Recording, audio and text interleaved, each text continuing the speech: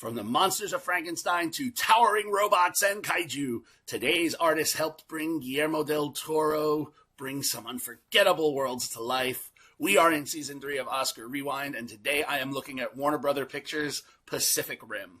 Co-written by Travis Beacham and the film's director Guillermo del Toro, based on Beacham's story, Pacific Rim was released in the summer of 2013. What's up, everybody? Cinephile Mike here, and it's a new episode of Oscar Rewind, where I look back at the films of this past year's Oscar nominees and winners. Make sure you hit subscribe so you don't miss any of these throwbacks. Today we are continuing with Chapter 4, Designed for the Big Screen.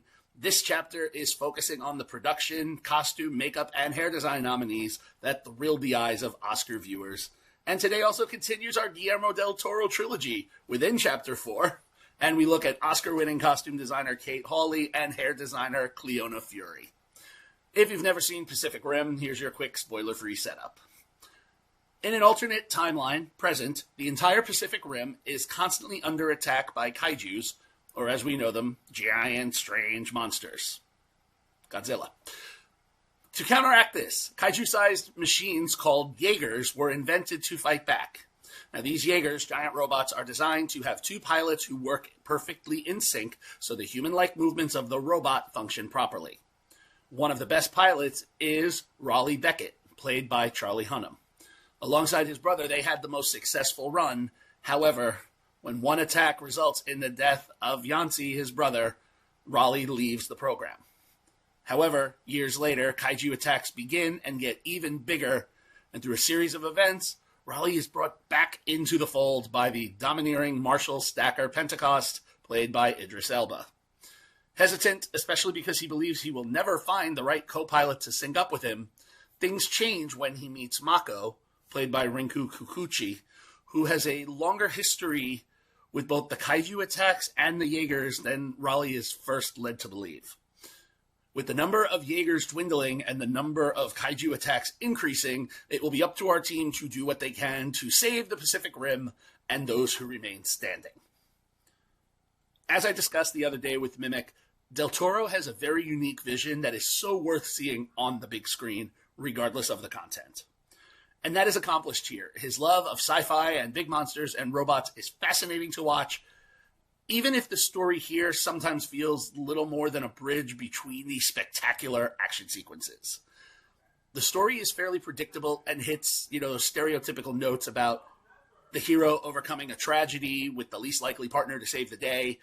And while that trope can be fun to watch, I find it difficult to fully connect here with the cast of characters we see. It feels with this film more time was spent on action and spectacle, which is amazing, and less on the story. Now, there is some story, don't get me wrong, and some stakes, and Del Toro cleverly sidesteps a few tropes, but not enough for me. In addition to the cast members I referenced, Elba is always a delight to watch. There's a charisma that's infectious, and there are some fun key turns by Charlie Day as a scientist and Ron Perlman as a shady businessman. But we're not here for that. We're here for the monsters and the robots, which we get.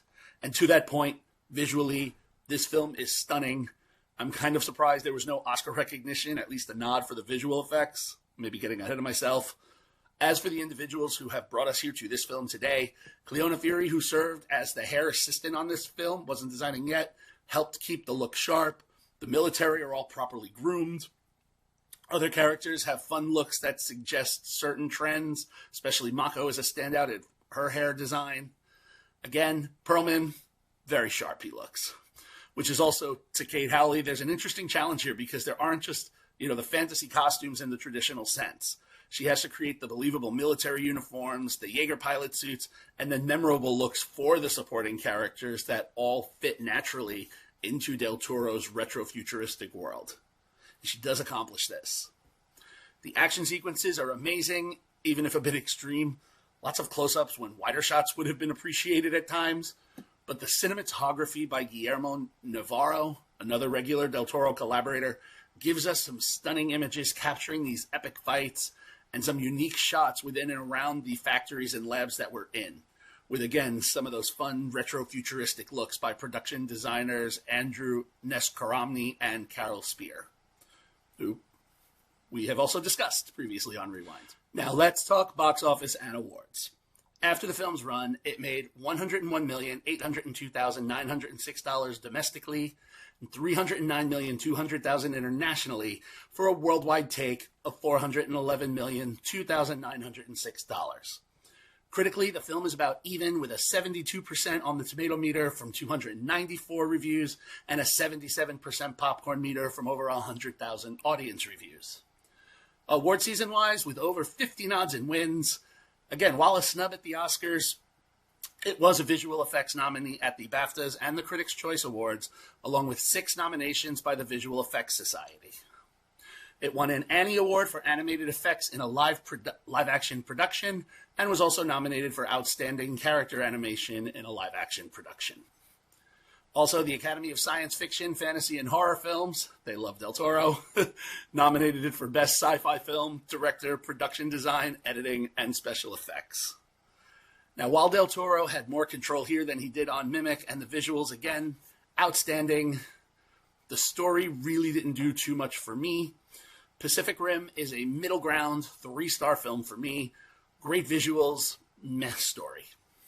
If you would like to catch Pacific Rim, and again, if you like the big giant Kaiju Jaeger monster robot fights, Pacific Rim is there for you, and it is streaming free on Fandango at Home, formerly Vudu. And that's it for episode 29 of season 3 of Oscar Rewind. If you enjoyed this episode and want to check out the others, make sure to subscribe to the channel and let me know in the comments. What's your favorite monster movie? Please follow me on all social media platforms and on Letterboxd, and check out my website, CinephileMike.com, for more exclusive cinematic content. I'll see you all for the next rewind, but until then, this is Cinephile Mike saying take a break and watch something new.